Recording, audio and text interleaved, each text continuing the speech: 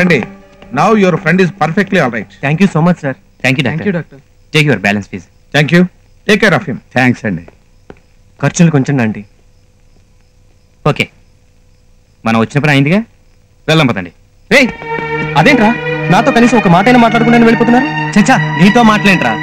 ఒకప్పుడు మనం ఒకరు లేకుండా ఒకరు బ్రతకలేం అనుకున్నాం, కానీ ఇప్పుడు అది భ్రమని తెలిసాక వాస్తవంలో బ్రతకాలనుకుంటున్నాం. రేయ్, ఏమైందిరా? నేనేం తప్పు చేశానో చెప్పండి రా. నువ్వు కాదురా, నీతో ఫ్రెండ్షిప్ చేసి నేను తప్పు చేశాం. రేయ్, నా శరీరాన్ని గాయమన్నా నేను తట్టుకోగలనేమో, కానీ నా మనసు గాయం చేస్తే నేను తట్టుకోలేనురా. అంత పెద్ద మాటలు వద్దులేరా. నేను నిజంగా నీ ఫ్రెండ్స్ అయితే ఆ రోజు రాధికని తీసుకురావడానికి వెళ్తున్నానని మాతో ఒక్క మాటనే చెప్పావరా? అవునులే, ప్రేమ దగ్గరికి వచ్చేసరికి ఫ్రెండ్స్ అక్కర్లేదు. ఆపండ్రా. రాధిక వాళ్ళ నాన్న ఈ ఊళ్ళోనే పెద్ద గుండా. ఆ విషయం మీకు చెప్పుంటే ఏం చేసేవాడు? మేం పారిపోవడానికి మీరు సాయం చేసేవాళ్ళు. అప్పుడు పోయేవి నా ప్రాణాలే కాదు, మీవి కూడా. మనిషికి ప్రాణం పోయేది ఒక్కసారే, అది ఎప్పుడు ఎలా పోతుందో ఎవరికీ తెలియదు. అలా పోయే ప్రాణం ఒక స్నేహితుడు ప్రేమ కోసం పోతుందంటే మేము నిజంగా సంతోషిస్తాం రా. అది కాదు. ఇంకా మాటలు అనవసరం, పదండ్రా. సార్, మీరు మీ ప్రాణాలకు రిస్క్ అని అతను మీకు చెప్పలేదు. ప్రాణాలు పోయే పరిస్థితి ఉన్నా అతను మీకు చెప్పలేదని మీరు బాధపడుతున్నారు. బాగా ఆలోచించి చూడండి. ఇందులో అపార్థాల కంటే మీ ఆత్మీయతలు ఎక్కువ కనిపిస్తున్నాయి. తల్లిదండ్రులు పెద్ద వయసులో పిల్లలు చూసుకుంటారని ఆశిస్తారు. భార్య తన భర్త తనకి జీవితాంతం అండగా ఉంటారని ఆశిస్తుంది. పిల్లలు వాళ్ళకి ఆస్తులు పంచుతారని ఆశిస్తారు. అది మానవ నైజం. కానీ ఏది ఆశించకుండా జీవితాంతం కష్ట సుఖాల్లో మనకు తోడుగా ఉండేవాడే ఫ్రెండ్. ఈ ప్రపంచంలో స్నేహానికి ఒక గొప్పతనం ఉంది. ఒక్క స్నేహాన్ని మాత్రమే స్నేహంతోనే సంపాదించగలం. ఇలాంటి గొప్ప స్నేహితులైన మీ మధ్య మిస్అండర్స్టాండింగ్స్ రాకూడదు. ఆయన చెప్తుంది నిజమేనయ్యా. ప్రతి తల్లి తండ్రి తమ బిడ్డలు స్నేహితులతో చేరి చెడిపోతున్నారంటారు. కానీ నాకు ఇప్పుడు అనిపిస్తుంది, అసలు మీలాంటి స్నేహితులే లేకపోతే నా బిడ్డ ఏమయ్యుండేవాడు అని. ఇప్పుడు కూడా మీరు విడిపోవాలనుకుంటున్నారా?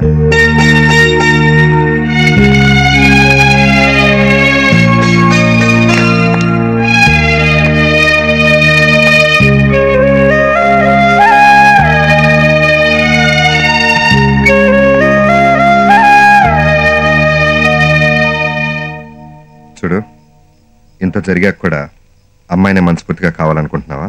అవును సార్. ఇప్పటికీ అమ్మాయినే కోడలుగా చేసుకోవాలనుకుంటున్నారా? మాకు కోడలంటూ వస్తే మా అబ్బాయి కోరుకున్న అమ్మాయే రావాలి. అయితే మంచి రోజు చూసి పెళ్లికి ముహూర్తం పెట్టించండి.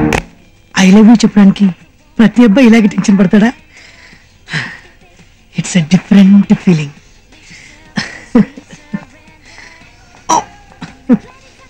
ప్లీజ్. సారీ, లేట్ అయింది. నో, వెయిట్ చేయడంలోనే థ్రిల్ ఉంది. ఓ, మీకు చాలా రోజుల నుంచి ఒక విషయం చెప్పాలనుకుంటున్నాను. చెప్పండి. ఎలా చెప్పాలో అర్థం కావడం లేదు. నోటితో చెప్పండి. నో, భాష కందని భావాలు ఎన్నెన్నో ఫ్లాట్స్ కట్టుకుంటున్నాయి. గూడు నెక్స్ట్ NEST. ఎక్కువ టెన్షన్ పడకండి, రక్తం గూడు కట్టుకుంటుంది. అందుకే నేను మీకు ఒకటి ఇవ్వాలనుకుంటున్నాను. నేను కూడా మీకు ఒకటి ఇవ్వాలనుకుంటున్నాను. Same feeling. అయితే ఇవ్వండి.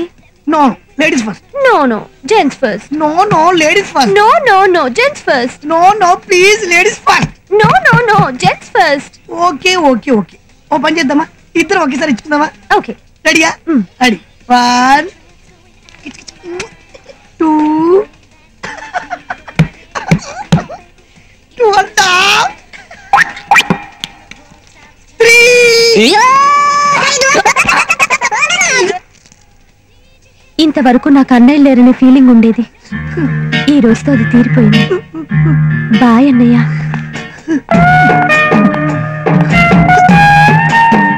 చెల్లెలు రాఖీ కడితే డబ్బులు ఇవ్వాలి కదా అన్నయ్య. థ్యాంక్ యూ అన్నయ్య.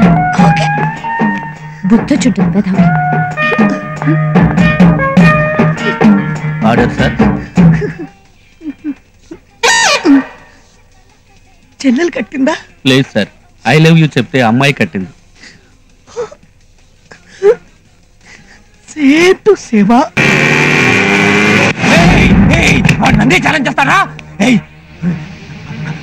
వాడు ఇంకా బతుకున్నాడా? వాడిని ట్రైన్ బోగిలో వేసి బ్లాస్ట్ చేసిన తర్వాత కూడా బతుకున్నాడు అంటే ఆరంగి వల్ల తలదించుకున్నారంట. వాడి